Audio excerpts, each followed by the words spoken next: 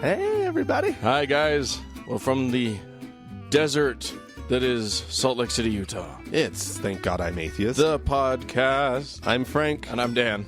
Coming up today, we're going to talk about a tragedy in the desert. Yeah, that's why I said desert. Yeah. I was trying to tie it in, but then my brain wasn't thinking fast enough. Well, All I came up with was the desert. Yeah. Which we're in, a desert. Yeah. So, you know. But we'll talk about an even worse desert. I mean, the Wasatch Front is desert-ish. It's border. It's technically desert. It technically is in the Great Basin Desert. You are right. If we're talking about a climate region. If you look at what it's become, oh, it's beautiful. it's hardly a desert. It's blossomed. We have so much water that we're able to keep our Kentucky bluegrass nice and lush. Although our governor was just barely said some stuff about finding better grasses, doing more. How will the people in Kentucky feel? We're not using their grass anymore. He licensing fees. He wants us to do more, quote, zero-scaping. It's not zero-scaping. Yeah, people. It's not Xera. Xeri. Yeah. Is not zero. People. There's no O. Zero-scaping. Zero. It sounds like zero-scaping. It does sound like zero. But zero-scaping also makes it sound like there's nothing there. Yeah, don't put anything in there. Don't put it. No, you're putting native flowers. We're talking to a bunch of people who don't know what we're talking about because they don't live in deserts. Exactly. Xeriscaping is using native plants or drought resistant plants that are good with your desert environment in your yard rather than planting tropical plants and beautiful flowers that require water that we shouldn't be using for ornamentation. Yeah. Unfortunately, in Utah, or at least in Salt Lake, we get pretty xeriscaping. We get like desert flowers and grasses and like really cool stuff that will just grow here without water. Sure. If you're in Phoenix, don't think of what they do in Phoenix as being what we're doing here. Yeah. Or like Albuquerque. Don't imagine don't think of like the Breaking Bad. Yeah, it's not that. Breaking Bad stuff that you see, that's not what we're talking about here. No. This is lovely. This is like... It's a pretty town. Yeah. Many of you will see it in March when you come to the American Atheists Convention. Oh, yeah. You can check out the xeriscaping while you're here. Yeah, you should go to the top of the conference center. You guys should definitely come. See the the xeriscaping.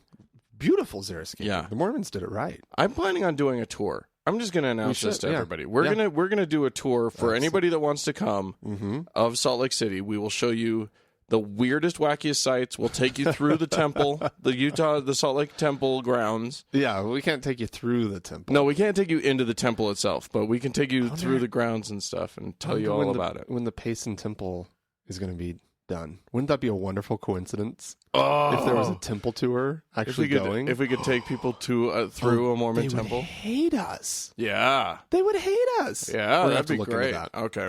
I have been the atheist on a temple tour before. Well, you have too. Yeah. But definitely. I actually... Anyways. What, you let them know? No, but an out-of-towner had some tickets, and I really didn't know her that well, but it was at work, and she was in for... and she was like, Frank, do you want to go to the temple with me? I was like, sure. It was kind of fun. Yeah, because, just to be clear, before Mormons, quote-unquote, dedicate their temple, once it's built... To the Lord. Yeah, once they dedicate it to the Lord, you can't go in unless you got the proper paperwork. But beforehand, they'll let you go in, and they want you to see how beautiful it is. Yeah, as long as you're not wearing a hat. It's just so beautiful. I had to take my hat off, if you recall. Yeah, that's right. Don't wear a hat. I was like, well, now I have hat hair. Thanks. Yeah, great. Temple. Thank you, Mr. Temple. All right, well, I'm going to tell a story here. I'm going to do a story. Oh, okay. I'm not going to tell a story. I'm just going to report on a story. You go, Dan.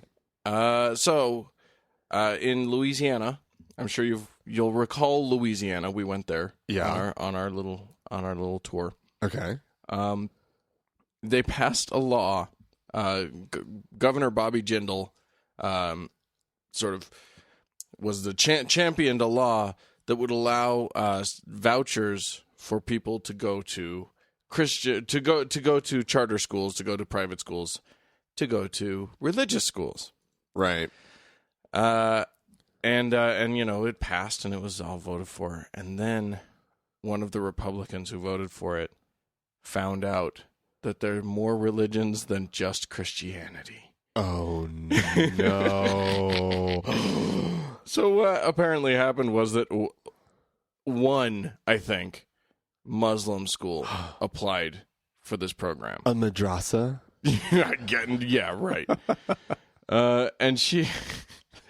I'll just read her quote. Okay. I actually support funding for teaching the fundamentals of America's founding fathers' religion, which is Christianity, in public schools or private schools.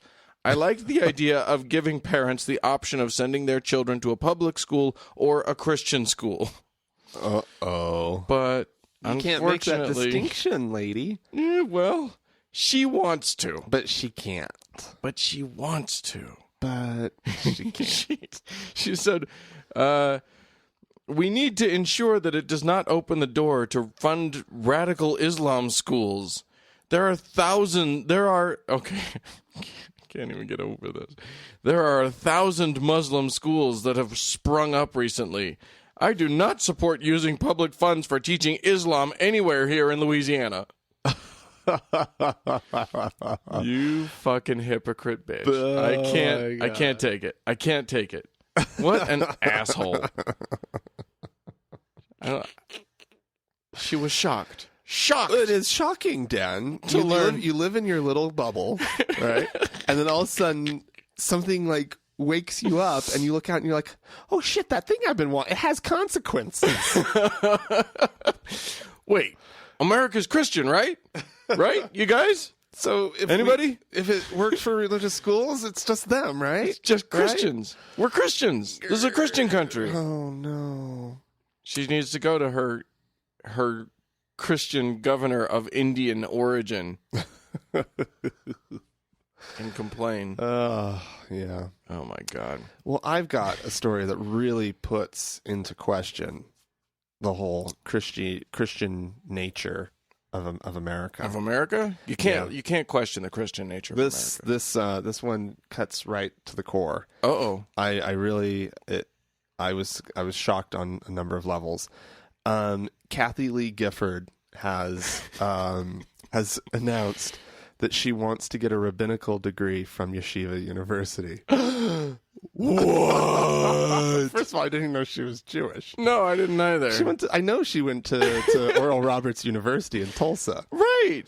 Like I totally just figured she was some Christian evangelical. She's the only one at ORU. Non-denominational something or other. She's the only one at ORU who's like, I'm sorry, I can't come in. It's Friday. It's Shabbat. I can't come to your party. I'll be saying the prayer over the food. Yeah. No, she was.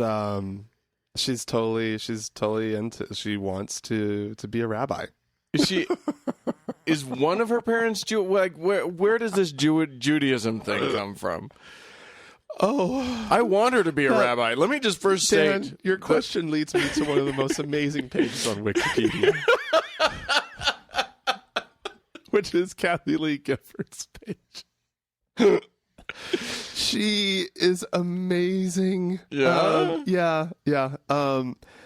Kathy Lee Gifford was born Catherine Lee Epstein in Paris, France, to Joan. She was born in Paris? A singer, and Aaron Epstein, a musician and former U.S. Navy officer. Oh. They were stationed in France at the time. Oh, okay. And but she grew up in Bowie, Maryland, and attended Bowie High School. Oh, okay. When she was in high school, she was in a folk group. Mm-hmm. Pennsylvania Next Right was the name of it. And they performed at school assemblies. But anyways, she ended up going, like I said, to Oral Roberts University, where she studied drama and music. Her paternal grandfather was Russian Jewish. Was a Russian Jew from St. Petersburg. Okay. And her paternal grandmother was a Native American. Oh, I see. And her mother is her real name was French Canadian. Oh, really? And was raised in a snake handler family. After seeing the Billy Graham produced film, I'm reading now, The Restless Ones, which we need to watch this we now. kind of need to get that. At the age of 12, Gifford became a born-again Christian. Oh. She appeared on one time when she appeared on Larry King Live. She said, "I was raised with many Jewish traditions and raised to be very grateful for my Jewish heritage." Her brother, however, is an evangelical Baptist preacher in New York City. But so anyways, she represented Maryland in America's Junior Miss pageant in 1970. Did she win? I don't think so. It would definitely would have said that. But she was, this was what had me laughing earlier. I was like, I'm not telling you. She was a live-in secretary / babysitter for Anita Bryant. The homophobic orange juice queen. Right. Yeah. Which is just like amazing. And of course, she was a vocalist on Name That Tune. Did you know that? No, I did not. Yeah. And she was also on a short-lived Hee Haw spinoff. They spun off something from Hee Haw? Yeah, it was called Hee Haw Honeys.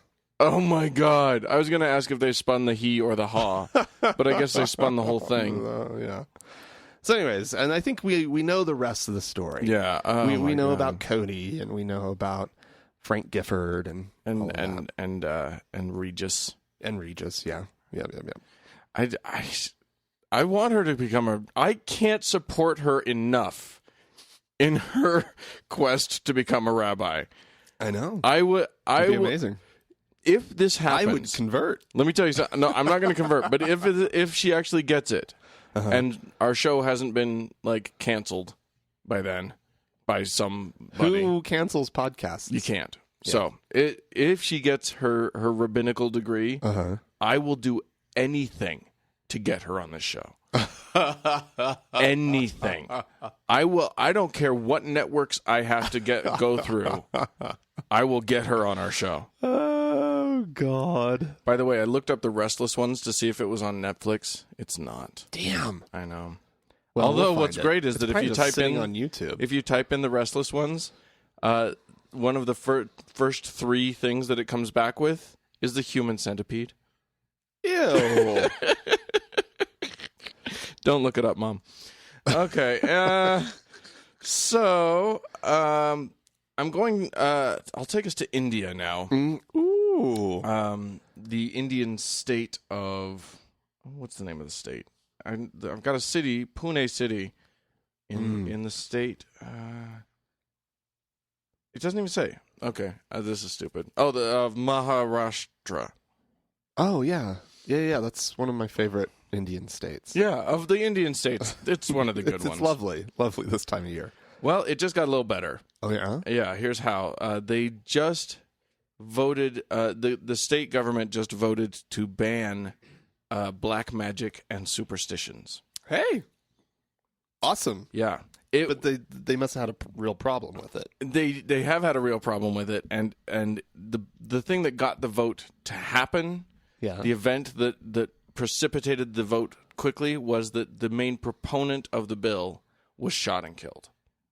Oh. So that's disappointing. That is. But it goes to show you how much was at stake in all of this. Yeah. Because there are these witch doctors, these hoodoo practitioners in the small towns. Now, this is less of a problem in the cities.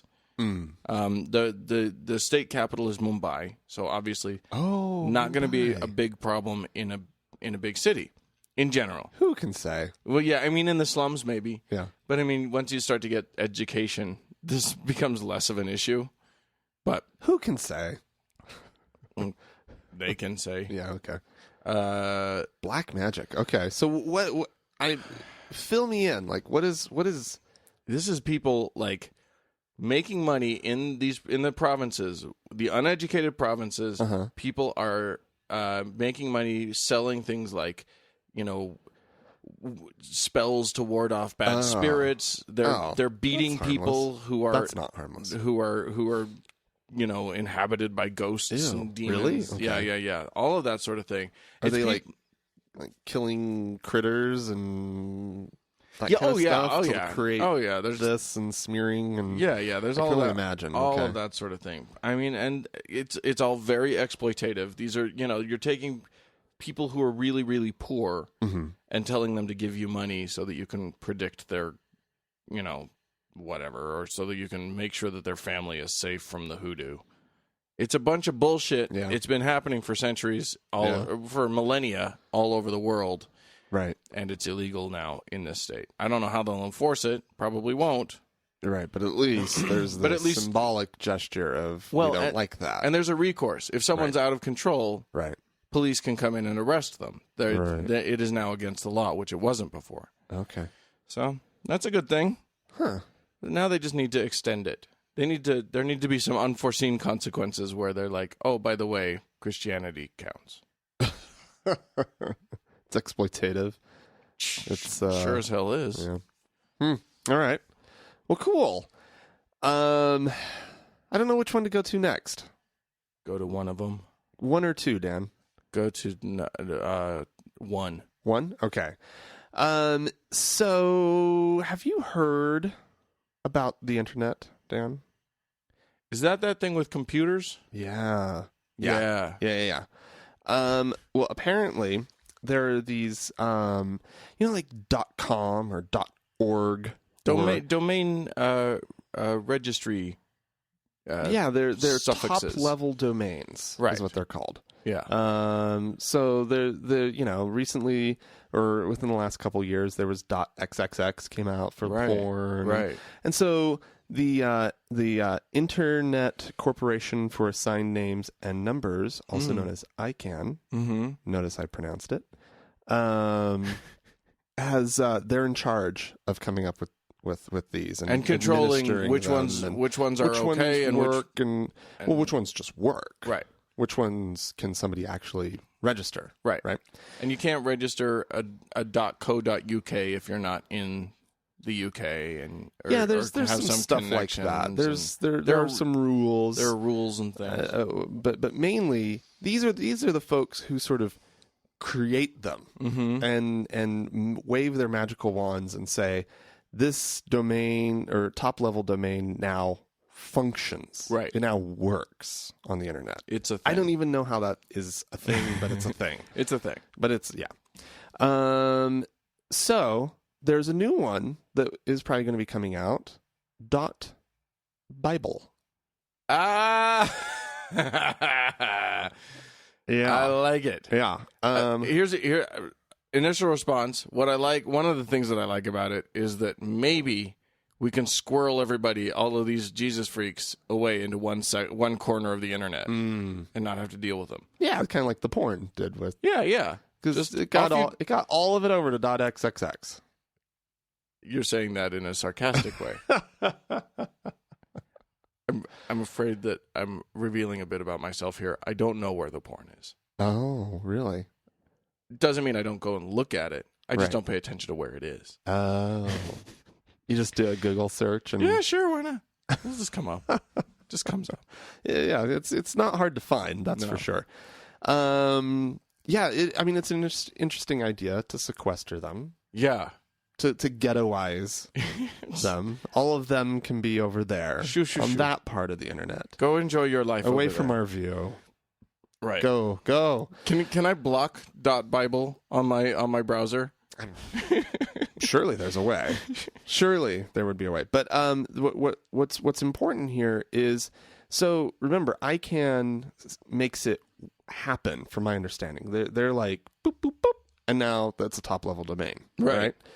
Although it took me a second to realize that you weren't saying that you could make it happen. It took me a second. You were like, ICANN makes it happen. I was like, wait, that's the weirdest wording. What do you mean? ICANN makes it happen. Now I see that you're referring to ICANN being the ICANN make some dinner. Yeah. No. So it is now a top level domain? It could be, but so remember, ICANN is the one that goes boop boop boop and makes it appear, makes it work. Right. They're not really in the business, from my understanding, of saying, administering them, right? So like the nation codes, that's up to that country to say what the rules are for their little code. That's why we see a lot of 2-letter ending things that help spell out the rest of a word now start being like a thing, right? Because those countries that own that code, they were like, we're never gonna, we don't even have the internet. Why do we need a country code? Right. .me or whatever. Yeah, exactly. And so, oh my God, I actually just went to touch my screen to scroll up. I'm on my laptop. That's not your iPad. I am so used to touchy things now. But anyways, so they're actually going to be giving the administration of .bible to the what's the name of the company? The American Bible Society. To decide who is worthy of a .bible. Yeah. Domain. I think we should try to get one. That won't happen because, quote, the American Bible Society has stated that it intends to, quote, make .bible domain names available to individuals and groups who have a healthy respect for the Bible. Oh. They're going to control it. Yes, they are. It's like the .gov. You cannot go and get a .gov. Right. And you can't go and get a .edu. Right. Those are controlled ones. Sure. Anybody can get a .com, and to be honest, anybody can get a .org. Right. Yeah. .net or .info. Sure. .biz, isn't that one of them? Yep. .us. Yeah. You can get a .us. Sure.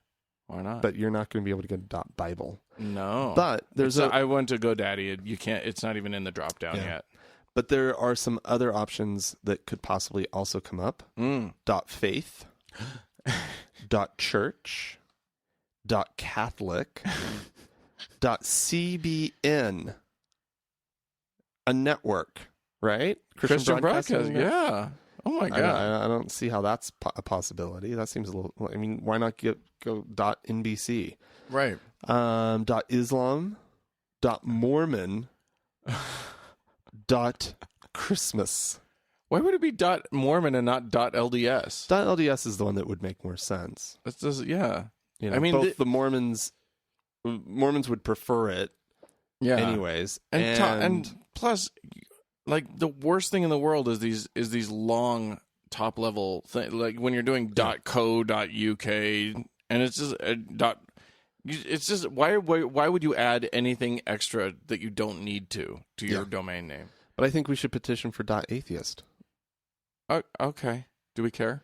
No, but yeah. just for fairness sake. Yeah. And then we could have TGI.atheist. Oh, that would be cute. See? That would be cute. See? Yeah. TGI.atheist. That would be fun. So we need this. What about God's a lie? So far they haven't done any sentences. Fuck God. I have a feeling ICANN would have a problem with that. You can go to my website. It's Dan's blog at I think God's a fucking myth and it's wrong. I don't know. Yeah, that's it. There's no dot. I was trying to make another dot thing. Once you start making the domain level top level, top level domain. Yeah, crazy. Yeah. Well, I'll tell you. Isn't that interesting though? I think it's kind of fun. It isn't. Yeah. We'll have to see what pops up on the. I'm sure some .bible sites are going to cross our path. At some point. Oh, yeah. I'm sure we're going to find some stuff there. Yeah. I'm going to tell you a tale of something that I find mildly brilliant. This was sent in by a listener. I think on the Facebooks, but I don't have it right here. Sorry, listener, that I don't know who sent it in. Oh, no. Dateline Vegas. Oh. Las Vegas, Nevada. Yes. Two clean-cut young men, white shirts, black slacks, black tie. Mormons? Backpacks on. Mormon missionaries. It's what you'd expect. Oh, no. Ring the bell. Ding dong. Oh, no. Give us your money. What? Thieves. Dressing like Mormons? Dressing like Mormon missionaries. Oh, did How they have brilliant. sort of the fresh faces? Look, or were they? there's sort of a surveillance photo. That guy's not a video. Mormon missionary. Well, he's black. That's the big tip off. So now, if you're that in, isn't even. Well, I was looking at his gray hair. Is what I was looking at. oh no, that's just the glint off of his bald head. I think. Well, okay. It's a grainy too. photo. That works as another reason why. It is suspicious to see a black Mormon missionary. Who's middle aged? They do exist. Yeah. I don't know that he's middle aged. That's what you're seeing. I'm not seeing that. The other one looks like he could be a Mormon missionary. Yeah. They both in the description were described as estimated to be about 22 to 28 years old. Oh. So I think what you're seeing is just bad photo grain. Yeah, from the blow up and bad original image. But yeah, apparently they went into they told a man they wanted to talk to him about religion, and then pulled a gun on him, and wow, took him for everything he was worth. Wow, Kind of good for them. Kind of brilliant. Kind of. Yeah. I mean, I don't encourage crime. Dressing up as priests or nuns and doing the same thing. I don't encourage crime, but there's just something so completely harmless about a Mormon missionary, Right. that it's perfect. Even we've come to know, we've seen enough movies where somebody dresses as a priest to rob a bank or whatever. Right. So we don't trust the priest thing anymore or the nun thing anymore. Right.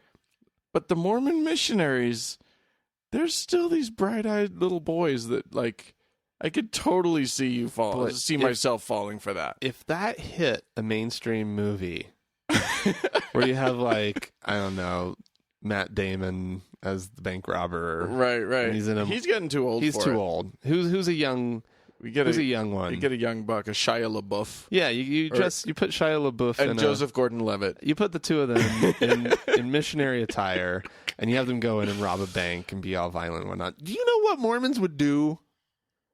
They would flip. Oh, They would hate it. I don't know. I know some Mormons would actually think it was really funny. They would think some would. I just There think, are Mormons with senses of humor, Right. but I think the general sense would be like, meh. right. Well, but there already have been this would be nothing compared to the Mormon the movies about the Mormon missionaries getting gay sexy time. Well, yeah, but that was a good movie. Yeah.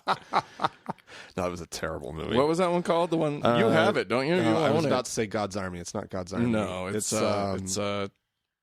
I don't remember. Shoot, what's it called? Latter Days. Latter Days. That's right. And to be Latter fair, Gays. you said you own it in some sort of accusatory sort of way that I'm responsible for it.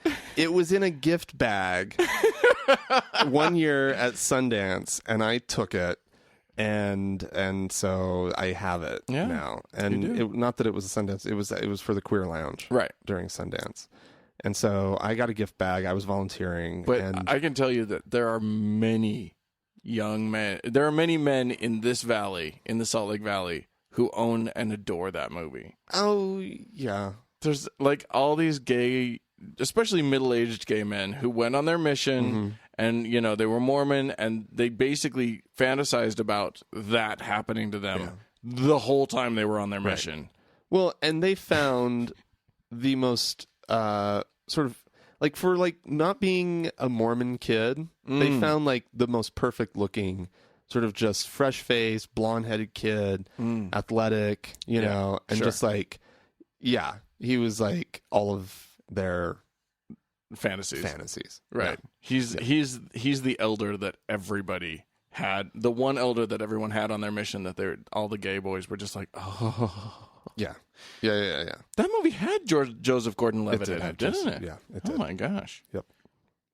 There you go. Or there's the other one, which is what was the Trey Parker, Matt Stone one? Orgasmo. Wasn't that about missionaries too? That was. I didn't see it. It was a missionary with who qualified to be in the porn industry. Let's just put it that way. Oh, that's cute. Yeah, I like it. And I forget how he ended up, but I mean, it was Trey Parker and Matt Stone. So, what can you do? All right, Daniel. I got one more. Please share. It's this is from the Vatican. This comes to us from Italy. Well, the Italian peninsula. So Ratzinger has revealed his reason for resigning. Oh, is it because he qualifies for the porn industry? No. Oh, okay. He told me, or he says, God told me to. Oh! God fired him. God was like, you're done. Okay, Ratsy baby, this is not working out. We gotta do something here. Something went wrong. He was on a probation for a couple of weeks. We're just gonna try you out. We're gonna see how this will. Had a little write up. There Yeah. was a sequence of write ups. Yeah, 3 write ups. Yeah. Then they had a big meeting, with God and God's supervisor. Well, yeah. And then finally it was just, I'm sorry, we got to let you go. Yeah. I'll expect your resignation on my desk in the morning. Yeah. Yeah. Yeah. Basically, that's what happened. Actually, that's not what he says officially happened. He says Then why did you lie to me? that that it was a feeling. I'm sorry, it was a mystical experience. Ooh. The Lord planted the seed of an absolute desire in his heart to remain alone with him, secluded in prayer. He hated being Pope. He did not like being Pope. He just hated being Pope. Yeah. I get it. And so in his mind, he's like, this hatred of being Pope This must be God. be from God. This must be from God, because I hate it a lot. And if God really wanted me to be Pope, he wouldn't make me hate it this much. Yeah. I retire. Yeah. Oh my gosh, that's so funny. Isn't that the craziest thing you've ever heard? Well, I mean, what do you expect? What is he going to say? Of course that's it. He's not going to say, like... Well, I just got tired of it. Yeah, or, I was busy. I wanted more time for jacking off porn. younger priests or something. Shit. Ew, he's not the one you would want. No. Oh, God. But you might be too afraid to say no. That guy. Ratzinger! Today you... Sit still! Nein! Kommen Sie hier! Oh, my God. Oh, dear. Ratzy. Lord. Fired by Jesus. Oh, it's so sad. I mean, really. Not a lot of people get fired by Jesus. If you feel that burning in your bosom, well, how else do you phrase that? If Jesus has called you to be Pope and then called you not to be no more, you were fired. Yeah. Get out. God fired me. Fired by Jesus. That's going to be Can that be his memoir? Really, really awkward reunion. He dies. He goes through the pearly gates. And it's just awkward in heaven. It's just like... It's just awkward. Just Hey. eternity of like, God damn it, you fired me. Hi, Ratzinger. How are you? No bad blood, right? We're cool, right? And he just sits there and stares at him with those Yeah. Emperor from Star Trek or Star Wars eyes. Yeah. I was about to make this Vatican a fully operational battle station.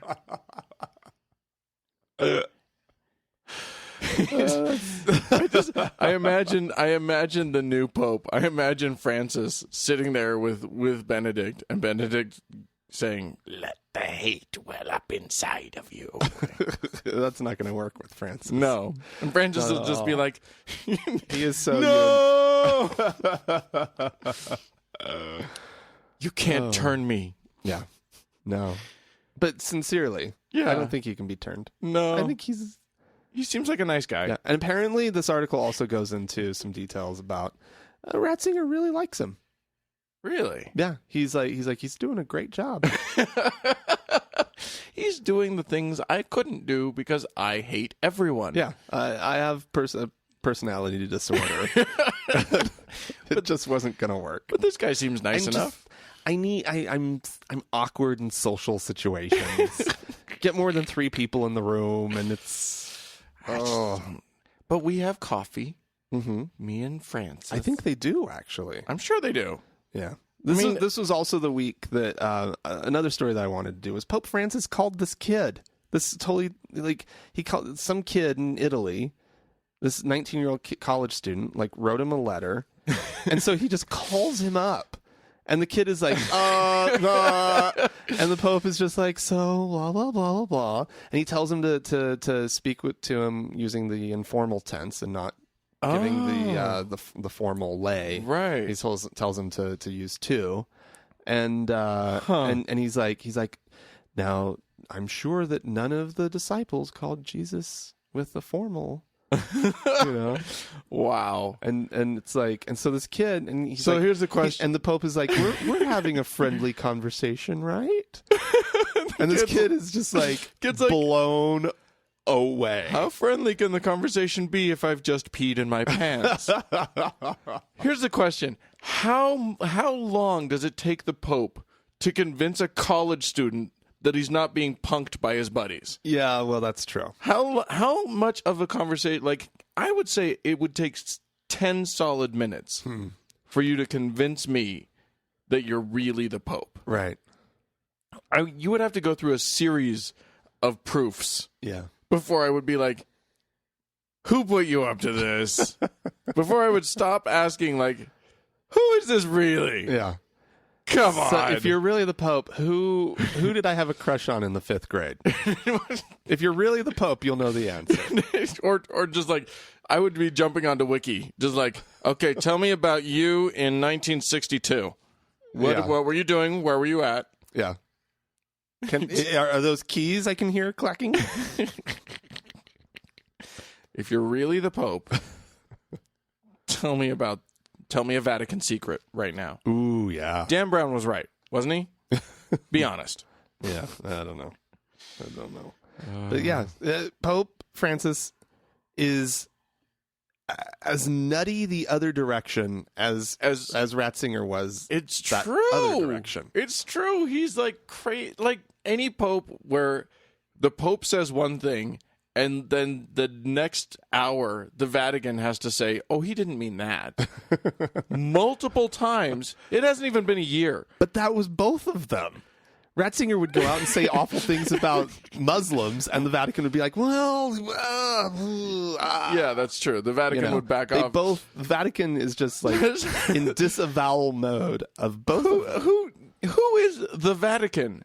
If it's not the Pope, that's the big question. Yeah. It's the Curia. Yeah. Well, I'm curious about them because they've just been. No, the Pope didn't mean that. Yeah, they're the real the power behind the. Well, of course throne. they are. Anyway, if you'd like to get in touch with us and tell us about your experience being called by the Pope, or if you're the Pope and you wish to call us, we would gladly take your call. We'll take your call. We'll be nice. Yeah. So you can find us on Facebook, first of all. That's facebook.com/TGIAtheist. Or you could email us. The email address is podcast@thankgodimatheist.com. Or if you're like the Pope, you can give us a call at 424-666 TGIA, which is 424-666-8442. That is correct. All right. Well, let's take a quick little break. A little breaksy-wakesy. Ooh, goodness. That was... You okay? You got a hiccup or something? I don't know what that was. Good Lord. So let me just pull up this video. It is... It's not... It's audio. It's audio. Just audio. It's audio. And this is from Fisher. What's his name? Bob Fisher? Brian Fisher? Yeah. Okay. I will absolutely flat out guarantee you that law prohibits discrimination on the basis of religion. Mm-hmm. Well, that's exactly what's happened here. Yes. And I wonder when are Christians going to start filing suit against the people that are filing suit against them? No, you are violating this non-discrimination law because you are discriminating against me on the basis of my religion. Seems to me it's about time to start fighting fire with fire. Essentially, what this court has done and what the Obama administration has done with this abortifacient mandate is they have turned Christians into Dred Scott. In other words, the Supreme Court said with regard to Dred Scott, he has no rights that the white man is bound to respect. And what the Supreme Court of New Mexico has done, they have said that Christians have no rights which this court is bound to respect. So to me, this looks like Jim Crow is alive and well. We've got Jim Crow laws right back in operation. Christians are the new blacks. Wow. You know, Christian is the new black. Yeah. Oh, I've been buying Christian. Oh yeah. I mean, you and I'm so excited. I'm ready for fall. I know. Because- It's all Christian, all fall. Everyone, Christian is the new black. If Yes. you're not wearing Christian, you are totally not with it. It goes with everything. It does. It does. It really does. I don't know goes how with- you. I mean, I am going to be crosses on every article. Oh. I totally misunderstood. Oh, you're wearing just Christians? I'm wearing Christian. Oh, okay.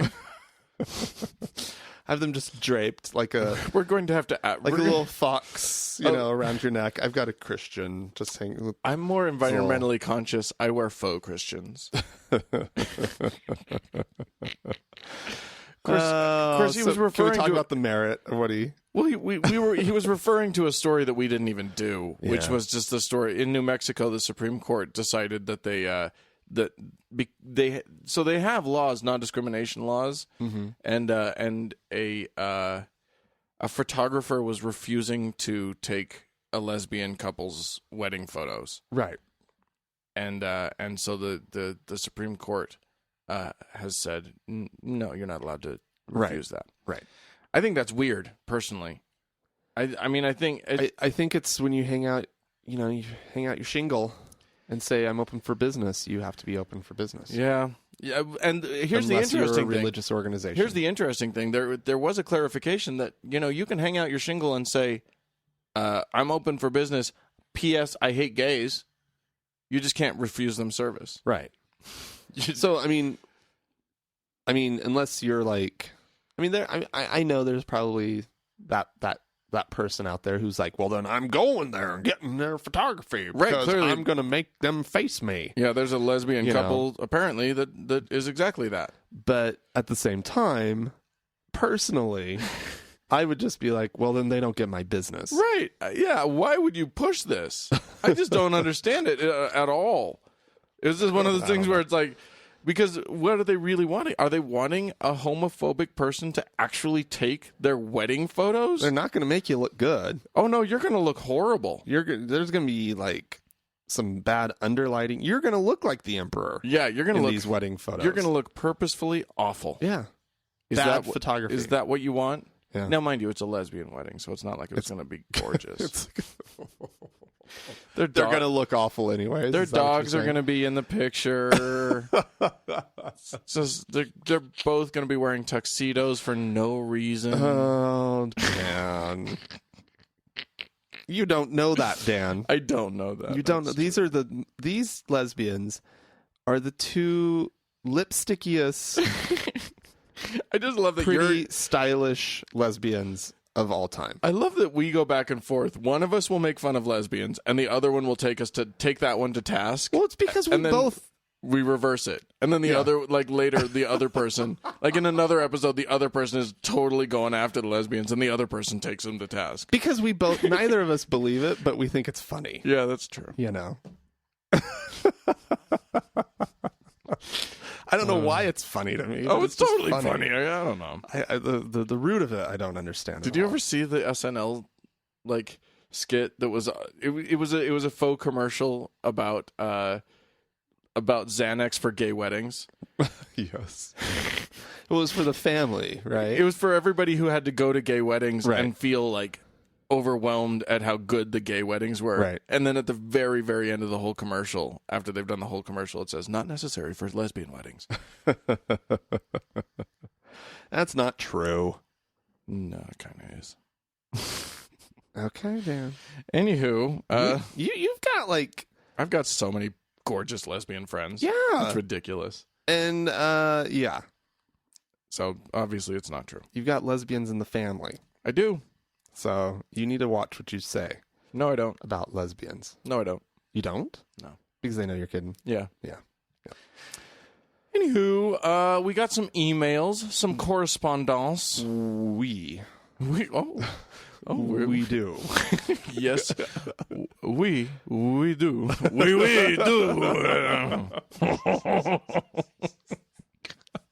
We're such dopes. That's so silly. Okay, should I go? Sure, go. Okay, so Sarah sent us an email, also with photos. We love emails with photos. Yeah, we can't share them with y'all. Yeah, but this one's good. Okay, so she says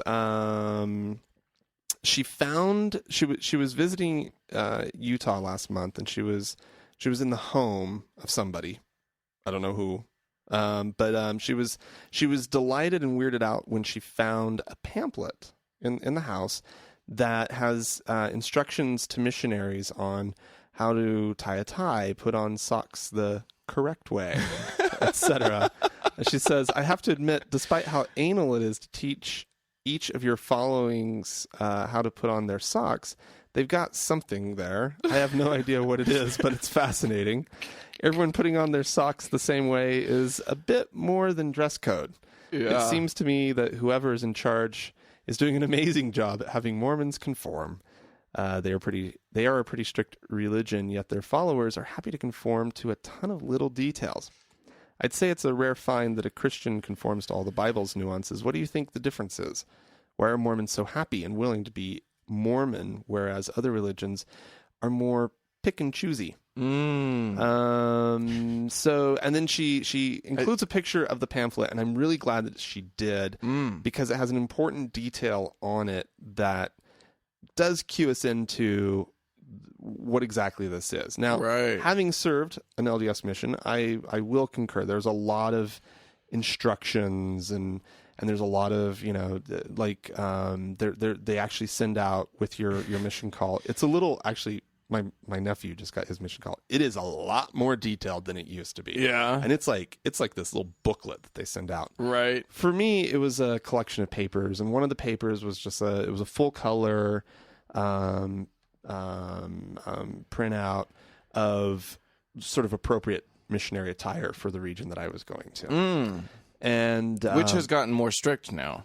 Yeah, I'm sure it has. Now they're very specific with what's acceptable. But this pamphlet that she had actually is not an official pamphlet of the LDS Church. Right. Isn't it? At the bottom it says CTR Clothing, and I looked them up. They are a for-profit missionary supply company, which there are a bunch of in Utah. It's a little cottage industry in Utah. You drive down I-15 between Salt Lake and Provo, and there's a ton of billboards for different emporia selling their missionary wares. Indeed. Right? And so... that's great. We need to go. To CTR Clothing? Yeah. Yeah, I guess. I would love to go there. I'm sure it's just a Mr. Mac type thing. Yeah, but if they've got pamphlets like that, I want to see that shit. I want to read it. It's their way of marketing to the missionaries. Sure. But this is from CTR Clothing's website. Just what is CTR Clothing? CTR Clothing is a manufacturer of apparel and accessories designed especially for missionaries. The CTR Clothing brand is your assurance of durability, fashion, and comfort in products made to withstand the rigors of missionary work. Many items include exclusive missionary features not found in other brands. CTR Clothing gives you uncompromised quality at modest prices. Easy choice. Oh, my God. I got to say, if it actually includes instructions as to how to put on your socks, that's amazing. Yeah. But that's not normal for Mormonism. Like, I didn't ever get instruction on how to put on my socks. But the mission's an interesting time because they do know that it is sort of a lot of these young men's and women's first moment out of their mother's home. Right. Or their father's home, whatever. Their parents' home. And so there at the MTC there is some focus on proper grooming and how to care for your clothes and how to properly pack a suitcase. Yeah. How to fold a suit so that you can put it in a suitcase. It's a good skill. These are like old traveling salesman tips that have been lost. Yeah. Out besides the Mormon missionary world, nobody nobody learns how to like fold a suit. That's true. If You you have need a to know, garment bag, if you need to know how like- to do this, find yourself a former missionary. Oh yeah, I can Find fold yourself suit. a Mormon. And not only can I fold a suit, I can fold 2 suits, all my slacks, and my shirts, and they come out of the thing pressed. There's no wrinkles. I know how to do it. It's fairly amazing. I'll bet there's a wrinkle or two. There might be a couple wrinkles, but you are ready to put it on and go. And knock some doors. Oh yeah. Go knock some doors. Hell yeah. I do want to say this. I think that one of her points. What was our writer's name? Sorry, This was Emily. Emily. So one of Emily's points was that she was that Mormons are amazing. I'm sorry, this was Sarah. Okay, sorry. Sarah. I think Emily's coming up later. Sarah, one of your points, which is a valid point, is that and made me coin a phrase in my head, which I'll now be saying. Oh. Mormons are great at conforming. As a matter of fact, I'm going to call them conformans. Anyway, so they are really good at conforming. No, that's true. They And her question actually is more about that, right. Than a matter of fact, I the pamphlet. It brought to mind a thing. I put a thing up on my personal Facebook page that was just a question to my believer friends, just about like I wanted them to do the thought experiment of how different would your life look if you didn't believe in an afterlife. I didn't even ask if you didn't believe in a God. I just said, right. how do you think you would have lived your life differently if you didn't have a belief in an afterlife? Right. A lot of them refused to participate in my little thought experiment because it was like, it's impossible to tell. You can't know that for sure. And I'm like, this isn't about knowing for sure. It's just about imagining. Yeah. But yeah, anyway, they were hiding. Poor imaginationless. But I will say this: one of my friends, who's a very, very intelligent Mormon, posted a thing, and she was like, some things would definitely be different. Like, for instance, she says she would probably drink coffee. Oh, but she says, and because this was of no afterlife. Well, yeah, I mean, if she didn't have because what having no afterlife does is removes the whole reward. The whole carrot stick thing for how you live your life is out of the equation. So she's like, well, screw Mormonism. Well, no, here's what she says. And I thought that this was an interesting distinction. She said she keeps the word of wisdom. That's the Mormon doctrine of eating, of what you eat and drink. She says, I keep the word of wisdom because it shows a commitment to something, not because I think coffee or tea or alcohol are inherently evil. Huh. Well, good for her. I found that to be a very mature sort of view on the word of wisdom, because that's not the main line. I think if you ask most Mormons, that's not what they'll come to. Right. But most Mormons won't even think about that. If you say, "Hey, is coffee evil?" to most Mormons, they'll just be like, "Oh, I don't know. I just don't drink it because I'm not supposed to." It smells bad. I don't like the smell. It's like What- there's no way that you dislike the smell of coffee. Yeah, believe me, when I was growing up and I would go over to my non-Mormons friends' houses and I smelled that smell, I was just like, what is that? I know. That ambrosia. Oh my God, what is that? And then the first time I tasted coffee, I almost spat it out. Oh yeah. It was such a lie. I felt so lied to. But you love it now. I adore coffee now. But that initial, it was this bitter, watered down version of that smell. Yeah, and I was just like, what have you done to me? And to be fair, there's a lot of bad coffee out there. Oh, and yeah. that's probably what you're going to encounter the first time. The first several is not times. the good stuff. No. But anyways. But even at that, I needed to have cafe mochas. Yeah. To guide me into coffee. Yeah. I grew up with 2 grandmothers who had coffee in their house, and so I had all these also really sweet, fond memories associated with that smell. With that smell, and then I find myself in Italy for 2 years, You still walking can't around, drink it. and there's cafes, and you walk by, and it's just wafting out. And I'm just like, oh my God, I just want to try this stuff. Yeah. Smells so good. Yeah. Reason enough not to be Mormon. Oh, honestly. There. You could have a testimony of Joseph Smith. It doesn't matter. You can. I feel like Coffee, you can have a deal breaker. You can have a testimony of Joseph. Joseph Smith drank coffee. Well, Or yeah. at least he drank That's true. alcohol. So I mean, It's not inconsistent there. Anyway, I'm going to move on. We had an email from Sam who wanted to correct me. Last week we were talking about the kid, the baby who was renamed summarily by a judge because his parents had named him Messiah. Right. And you said, well, I quoted the judge. The judge said, only one it's a title, not a name, and only one person. She said something about only one person has ever earned that title, and that's Jesus. Right. And I said that I doubt she would have the same objection if it were Buddha, which is also a title. And I said, and only one person has had that title, and that was Siddhartha Gautama. I was wrong. There have been multiple Buddhas. Okay, fine. Oh, damn. It's a rare title to achieve. You open your mouth and I forget get yourself in trouble. Totally forgot my freshman study of religion comparative class. religion. Yeah, and then Sam has to come along and correct me. Thanks, Sam. You're right. Thank you. And and please, when Dan's wrong, please let us know. Everyone. But much more importantly, when Frank's wrong, please let him know. Very important. Well, yeah. Anywho, yeah. Go on. Me now? Yeah. Again? I get to go again? Please do. All right. I have an email from Emily. And she is 23 years old, born in Los Angeles, and currently living in Orlando, or north of Orlando, Florida. Oh, that poor girl. Wow. She's atheist and has been for a good amount of time, and she acknowledges in this email that she lives in a pretty religious state, and she has a lot of religious friends, one of which is a neighbor and high school friend, a born-again Christian. Yeah, you're going to have those in Florida. So she says, the other day we were road tripping and she started talking about Obamacare, and she said that she knows there is a page that states the government has a right to microchip all citizens without permission. Then she proceeded to tell me it was, quote, the mark of the beast.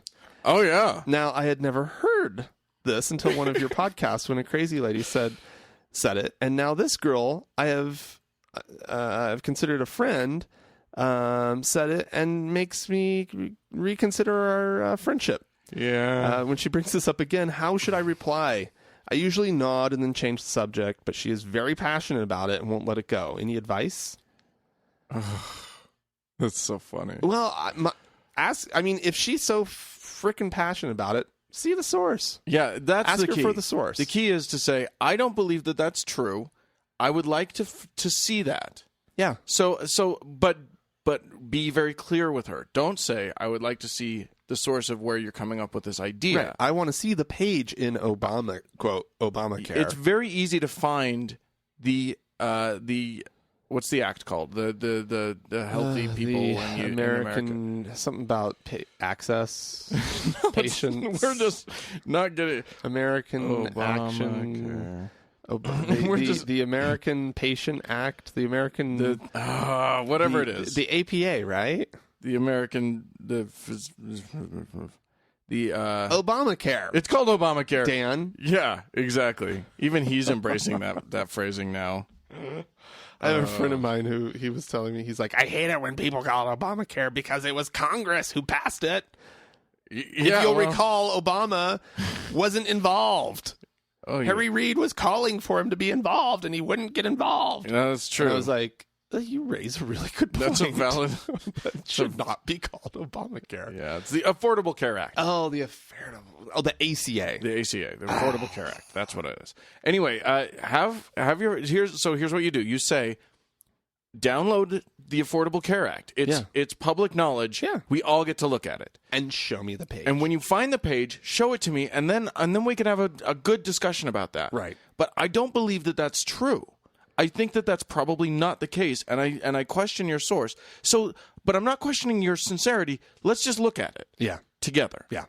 Totally fair. And that way, I would go. you don't call her an idiot. You don't call her you don't say, I think that you're a moron and how dare you. A and you gullible don't. fool. Right. Yeah. You just make her look it up. Yeah. And then say, and until you show me that, I'm kind of not willing to talk to you about this. Yeah. because we'll just have a disagreement. Right. But look it up, and I want to have this discussion. That doesn't ring true to me. Right. I have a hard time believing that. Yeah. Those are good phrases to say. Yeah, exactly. Yeah. So show me. Yeah.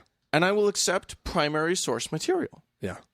I won't accept the word of some pundit. Yeah. When the primary source material is readily available. Yeah, because this whole chips in your hands thing, this is not new. It just gets sort of, these urban legend type things, they get repackaged over and over. And whatever the crazy Christians are currently crazy about, Right. they're gonna attach this little idea of the mark of the beast being a chip in your hand. Right. And because I mean I've shared this story before of being in high school. And my math teacher was talking about, how the mark of the beast was coming and it was going to be a chip in the hand. Uh-huh. Yeah. And it was like, I was like sitting there going, where the fuck am I? Where did my parents move us to? Yeah, exactly. So I there thought you this go. was a public school. I mean, you can show her the Snopes page about it, because there is a Snopes page about Yeah. it. But don't bother with that stuff. Don't you try to convince her. Tell her to convince you. Onto her. Yeah. Tell her to go Because and that'll find. teach her a valuable lesson about going Exactly. back further to the source. Exactly. Finding out, is this reliable? Is my source reliable? She needs some good, a good education in media literacy, to be honest. Exactly. Is my source a good, reliable source? Why or why not? Right. And so the best way to do that is not to say you're wrong. Right. The best way to do that is to say, show me what you're right. Exactly. Yep. So But there you the go. onus is on her. Yeah, exactly. So thank you for that. Kelly wrote in to say that, oh, shoot, I have a pronoun problem. Uh-oh. It's just Kelly. Yeah. I don't know if that's a man or a And woman. I read it through it as well, and I couldn't figure it out. So here's a tip. If you everybody. have if you have a gender neutral name, we don't need to. I mean, we don't need to pronoun things. We don't. But it's But it easier does- for us if we can just. everybody listen to the linguistic gymnastics that Dan is going to put himself through, because we don't know whether Kelly is a he or a she. Anyway, so Kelly writes. We're assuming a guy. Are we assuming a guy? I think it's. If I were a betting man, See, I read it as a woman. Yeah. I don't know why. yeah. I read it and I went through the whole thing, and maybe this says a lot about me, but I thought it was a woman. I think the Vegas money is on man. But I agree. But actually, but on there's second thought, there's nothing that would indicate that for sure Right. at all. But everybody pay attention. Anyway, Kelly writes that Kelly was needing some advice on how to handle something. So Kelly is the president of an organization that does a conference about law enforcement and forensic science, which of course has nothing to do with religion, but has traditionally opened with a prayer. Oh yeah, Every time. yeah. Well, now that Kelly's the president Yeah. of this organization, the question, Kelly is a listener to our show, so clearly an atheist, So one would hope. Kelly's an atheist. Okay. So what do you do? What do you do? So Kelly gets to put together the agenda. Is that sort of Right. part of To quote, he or she says, I have always thought it would be strange. Always thought it was strange we open with a prayer. I'm the president of the organization now, so it's in my hands to arrange it. I don't know if I should bring it up to the rest of the board, just forget about it and hope that someone doesn't add it to the agenda, or just arrange someone to do it like in previous years. Any thoughts? Well, yes, I do have thoughts. Do Yeah. not have a prayer yeah, at that organization. yeah, It's the wrong thing to do. Yeah. And you're going to piss some people off. yeah, But you're the president of the organization. yeah, And you're in the position where it's important that we make right choices when the choice is ours to make. Yeah. I would say the first step. Now, how if you it handle were that me, is a different is thing. I would do the passive aggressive and just Of course you act would. like I just wouldn't schedule it. You just leave it off. I would leave it off and wait for somebody to bring it up. And then what do you do? And then when somebody brings it up, then you go Dan's route. That's how I would do it. Right. Well, so I would. I would first pick the thing that is non-confrontational, and just wait to see if anybody even really cares that much. Right. Perhaps it's just tradition. Perhaps a lot of people have felt as Kelly does, but have also just been and didn't understand why there was a prayer, but just went along with the flow. So Kelly has an opportunity here just to test the waters. Yeah. And see who says what. But we are talking about a Bible Belt type place. He's in he or she is in Kansas. Mm-hmm. I would just, so I actually don't mind the idea of just not putting it on the agenda and seeing where the chips fall on that. It's an interesting social experiment to run, if nothing else. Yeah. But you've got to be prepared for what happens if someone says, we forgot the prayer. Yeah, you have to have your line ready. So I think what you need to do is it needs to be couched in terms like, this is not a religious occasion, and we are going to have people who don't believe who don't believe as you believe, or as right. I believe, or as we as a group need to embrace everyone, all of our members. And I feel that it's important enough that, everyone is welcome to pray on their own, obviously. Right. You can pray. There will be prayers said at this convention, but we as a convention won't say a prayer. So what if... Just so that we're inclusive. It's about inclusivity and not exclusivity. I could see somebody saying, well, why don't we call an imam? Why don't we have a rabbi come? No one's going to call for an imam to come in and pray. But nonetheless, you know what I mean? Like, what if they sort of say, well, we still want to have a prayer? What if we're just more inclusive? Well, I think Kelly's next turn could be, well, how do you feel about bringing in a Muslim to say the prayer? Right. Because I guarantee you the people who are most into the prayer thing would be least okay with a Muslim prayer. Yeah, it's a calculated risk. Yeah. I think it's probably smarter to just say, I don't feel that it's appropriate for this venue, and so we're not going to do it. Right. We're not Congress. Oh, my God. No, it literally is just about, it's not appropriate to support one religion when we know that we have members who are not of that religion. Yeah. So we're just not going to do it.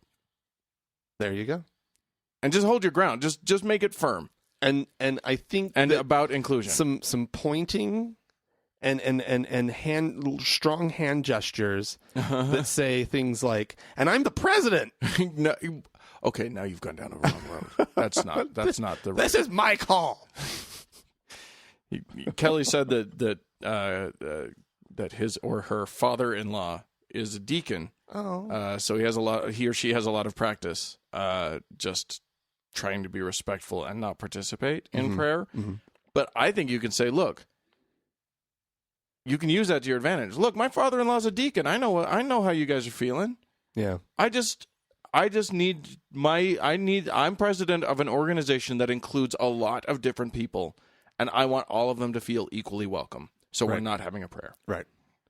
Done. I don't want anybody feeling uncomfortable or unwelcome. Right. And you can even say something because to these the are effect, participants of this conference. You can say something to the effect of people, or at least, I have heard feedback that there are those who are uncomfortable with a prayer. You don't have to tell them that feedback is in your own brain.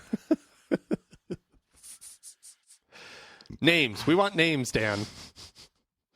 I had to shut down a similar thing. I think I told this story when I was backstage at a play in a community theater. Right. And somebody was like, and when we say the prayer, then after we say the prayer, we can go on. And I was like, the prayer? I beg your pardon? Yeah. And she was like, well, we'll say a prayer and we'll say a cast prayer before every show. And I was like, no, we won't. She was like, but we want everybody to feel safe and good. No, you can have your own prayer, but there will not be a cast prayer. Oh, no. I put my foot down hard. Right. It came down like a hammer. Yeah. I was like, they're just people for whom that will make them feel uncomfortable, and I'm one of them, and I'm not gonna, so I'm not gonna put up with it. Did you then put your fingers in your ears and run around going, Macbeth, Macbeth, Macbeth. No, never. Never.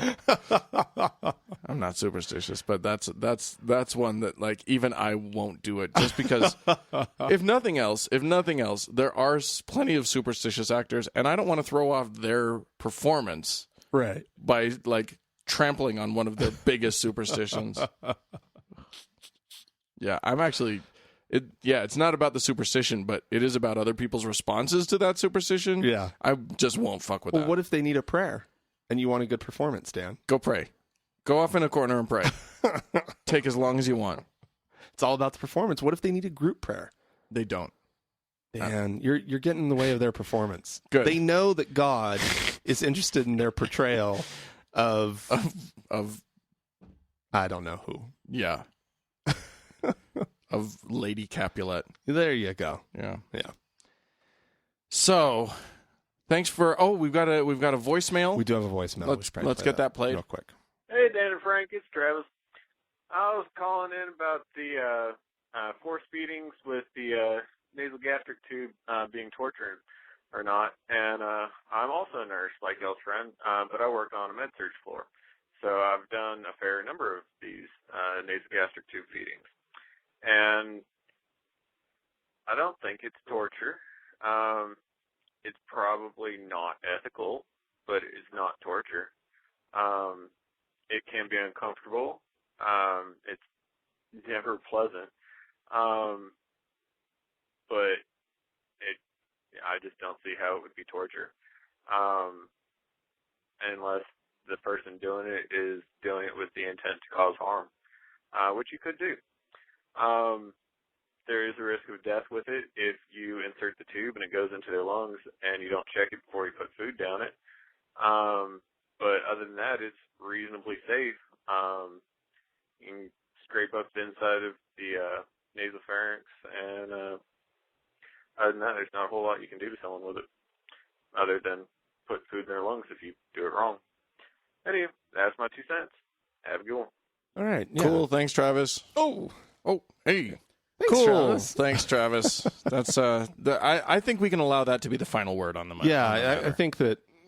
Yeah, we'll just close out the matter of force feeding and ethical, not ethical, torture, not torture. right. Done. Tubes, not tubes.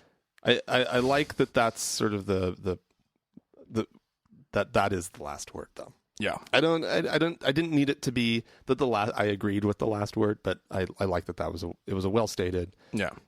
And it's unethical. Fine. And if this is the Travis that I'm thinking it is, you owe us a froggin' trip. Yeah. By the way.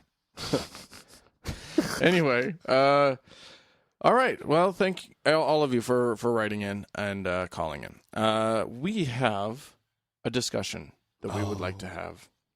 About a week and a half ago, you and I, Frank, went out into the West Desert, the Skull Valley of Utah. Yes. Yeah. And watched the gorgeous Perseid meteor shower. Lovely. In Streak an across the amazing sky. place. I mean, we drove out there because we knew the light pollution would be minimal. Right. And it definitely was. As astronomers say, turn on a light, turn off a star. Yeah. No, and there were true. a lot of lights off. Right. Which was awesome. Such a great place. It was gorgeous. The sky was just amazing. It was we're out. astounding. So behind us would be like some low mountains, not super high mountains, but some lowish mountains. Right. In front of us is desert. This just valley vast, of nothing. Flat, open space with some mountains way off in the distance, but not high, eating up the view at all. Right. We could see stars all the way down to that line, To the horizon. It was absolutely amazing, And the Milky Way coming in clear as a bell. all the way down to the horizon again. Just amazing. So truly beautiful. amazing And we just lay there and drank and looked at the stars, and it was gorgeous. Yeah. But we were near what used to be a town. Yeah. There is no town there now. Definitely not. However, there is an old cemetery. The name of the town is Iosepa and or Iosepa. Yes. Both are acceptable pronunciations. Both it's a Polynesian variant on the word Joseph. Yes. And it is the topic of our little segment today because it's one of the saddest moments in Utah history. Yes. That we know of. Do you want to start us off with Iosepa? Yes, founded in the late 1800s, 1889, in fact. There was a group of Polynesian. Let's even go back a little bit further. I think you should. Early Mormon missionaries. They spread out across the globe. This was their goal. This was their goal. To get out there, and there were these guys. I mean, they would go out for years too. Mm-hmm. And there was. Because it wasn't easy. It's not like you jump on a plane. No, half their time was probably just on a boat and wagons. Yeah, covered wagons trying to get to the boat.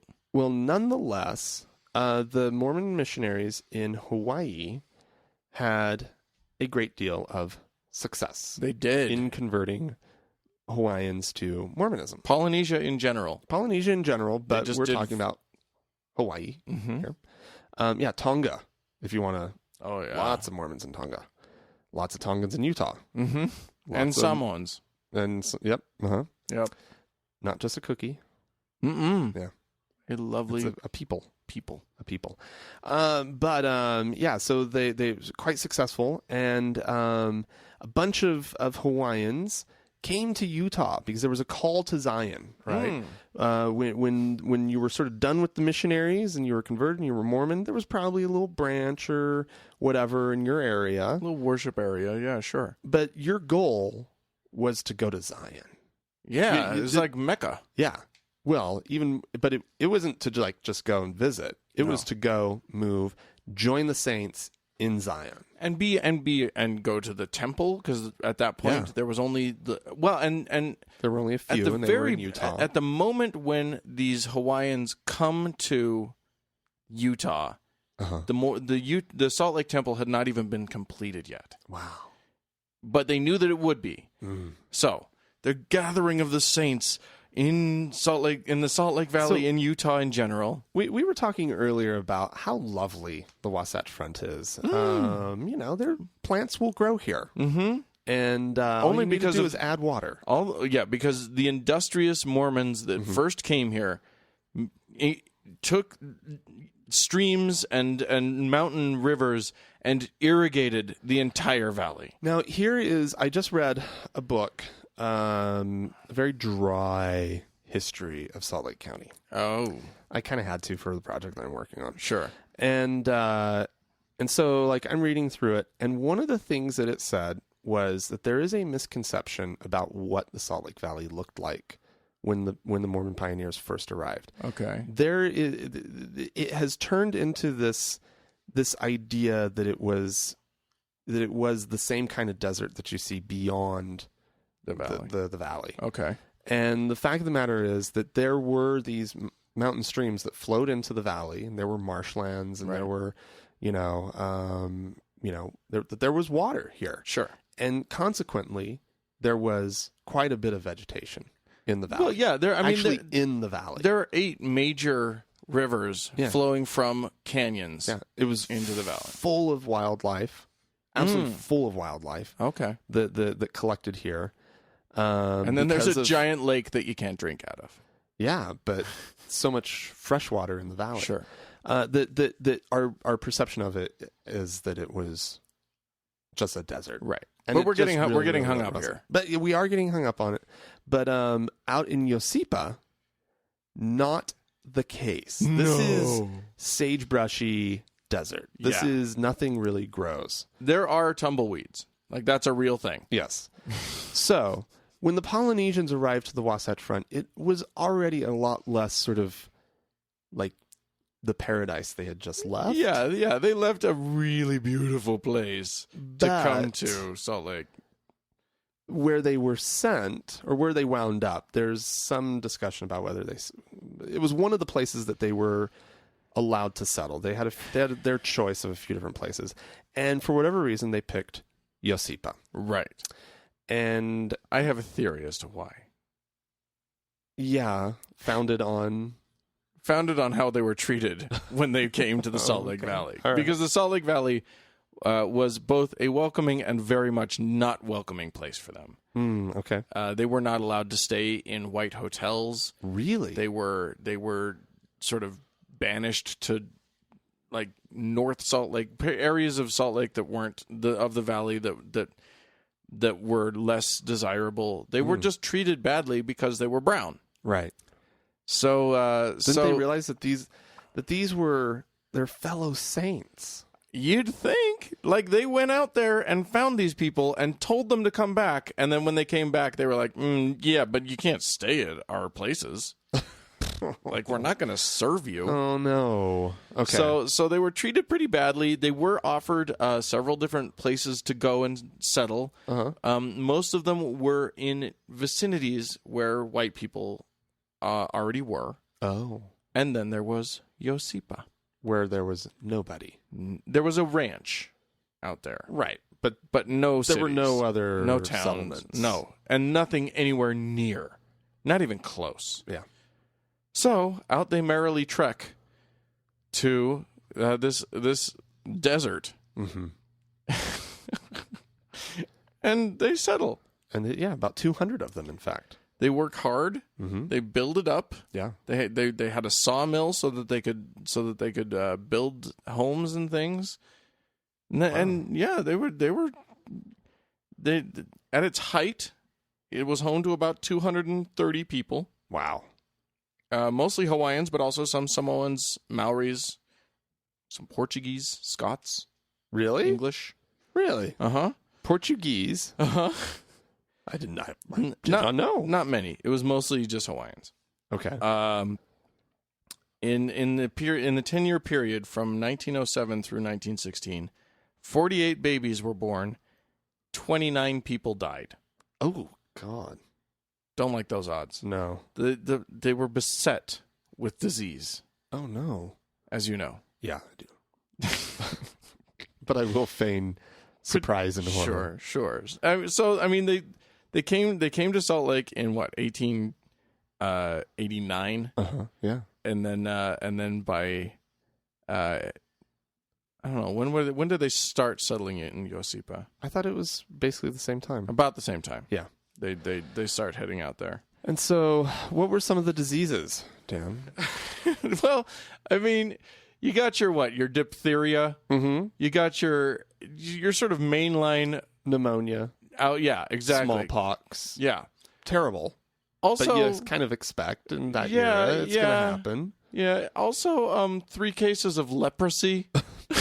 Which, Oh, no. the fuck is happening to these people? Well, seriously, like, It was like, what? It was a big ass god bitch slap, is what it was. What could possibly have brought on leprosy?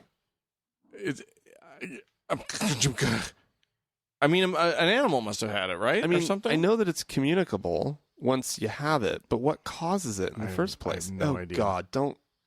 You have to see pictures. What, did you click on it? I clicked on leprosy. Don't click on leprosy, for God's sake. God. Oh God. Yeah. Yeah, it's bad. Okay. So yeah, I mean, I think the and then what's great is that is that like people started to sensationalize that this was just a diseased place and don't ever go there and stuff. Well, and they were raising beef, right? Oh, that's true. That's true. They were doing, but I mean, here's the thing: they were really making a go of this town. Yeah. This town in 1 year won an award for the most lovely and clean streets and progressive town, and it was they were famous for their yellow roses all on their homes and everything. Fire hydrants. And they had fire hydrants. Yeah. Sure. This was not an era for fire hydrants that I know of. Were there fire hydrants common? I have no idea. 1889? But they sure as hell had them. And one year for Arbor Day, a whole bunch of folks, I'm guessing Mormons from Salt Lake Valley and stuff, went out and planted hundreds of trees. Like they were making a go of this. 300 walnut trees, 300 fruit trees, 100 ornamental trees. No way. They were making this a lovely place. Yeah. I'm going to interject here and say, Frank, we were just out there. Mm-hmm. How many trees did you see? I do recall seeing some off in the distance around a house, There's almost no trees. There are no trees. These all. So we have. So Even there's like a little marshland area. Yeah. Right? With no trees. There's no trees. I will now give away that this town is gone. Completely. There is no. The only thing that you can see from this town is their cemetery now. And was that actually the site of the city cemetery at the time? I don't know, because a lot of it all looks very new, I doesn't know, it? yeah. Everything there. I mean, looks, it's obviously been cared for through the years. there are There's some old markers there there. are some old markers. So maybe, but the markers may have been moved. I don't know. I think it's old. I think think that's it's old? the original Okay. site with a lot of new stuff on it. Right. Certainly not enough to account for all of the deaths that No. happened there. No. So who knows what happened? I mean, people were probably just burying their loved ones in their backyard or whatever. Who knows? I don't know. I have no clue. Anyway, But all nonetheless- that remains, you don't see a house, you don't see a foundation, you don't see a tree. Yeah. All of this stuff that they were able to achieve, Uh-huh. the picture we were painting is gone. Completely. Because what happened was, after all of the disease and all of the trouble and all of the, weathering desert winters, which have got to have been hell, Yeah. especially for people who'd never seen a snowflake in their lives. Right. After all of that, they kind of just requested, they kept requesting help from Salt Lake. Help. Mm. Please Mhm. help us. Yeah. Please, this is not good. Yeah. And eventually the help that came was, we can put you on a boat. Well, they were called back to Hawaii to help build the Hawaiian temple. Mm-hmm. Yeah. Yeah. There weren't a lot of foreign temples at the time, were there? I don't know. There weren't a lot of temples, period. Was Hawaii? Well, I mean, Hawaii wasn't I think they were completely foreign. they saw what they had done to these people, and they were like, And plus, the other thing is that the Mormon missionaries were incredibly successful in Polynesia. Yeah. Polynesian peoples seemed to really resonate with Mormon ideals on family. They were just very responsive. So they were getting more and more members in Polynesia who were wanting to come to Salt Lake, and Salt Lake, the higher ups knew they had failed with these people. Yeah. So I think I'm guessing that the building of the temple in Hawaii was to everybody stay there, Right. don't come. Right. It was the fifth temple built that's still in operation. Oh wow. There were, of course, other temples earlier, sort of before Utah, Sure. but it was the first post-Utah temple. Huh. First temple outside of Utah once the saints arrived in Utah. Wow. So the sequence is St. George, Logan, Manti, Salt Lake, Laie, Wow. Hawaii temple. And then Cardston, Alberta, Sure. followed by Arizona. Idaho Falls is that early? I didn't realize that. But yeah, I mean, they're all grouped in this area, in the sort of Mormon corridor from southern Alberta down to Arizona area. Yeah. That's all north and south. It's just one tiny strip. Mm-hmm. And then, Hawaii. Followed soon thereafter by Switzerland. Okay, fair enough. Then Los Angeles. My people are from Swiss Mormons. New I Zealand. come from some Swissies. New Zealand, 1958. Huh. Yeah, to keep the Maoris at bay. Ooh.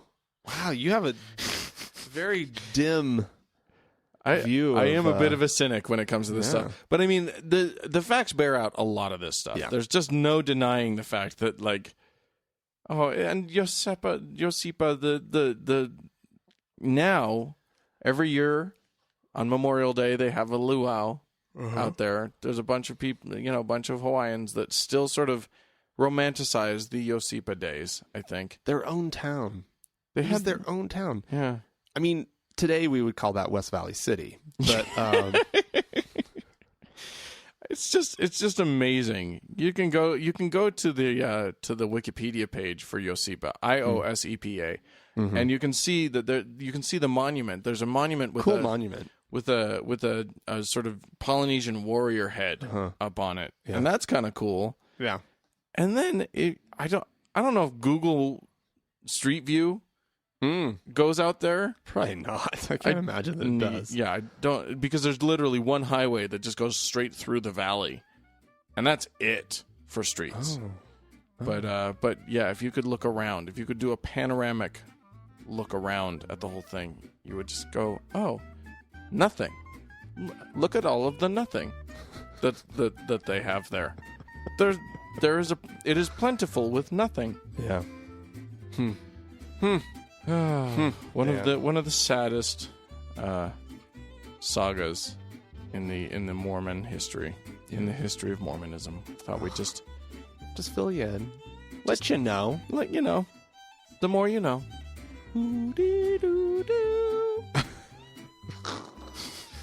Well, if you'd like to know more or do know more and would like to add to, fill us in. You can email us. Our email address is podcast@thankgodimatheist.com. Yeah, or you can go to the Facebook page and like us there at facebook.com/TGIAtheist. Or you could always leave us a voicemail. Our telephone number is 424-666-8442. Indeed. Well, thanks for joining us, everyone. We hope you have a lovely week. And we'll catch you when we catch you. Alrighty. Bye-bye. Bye.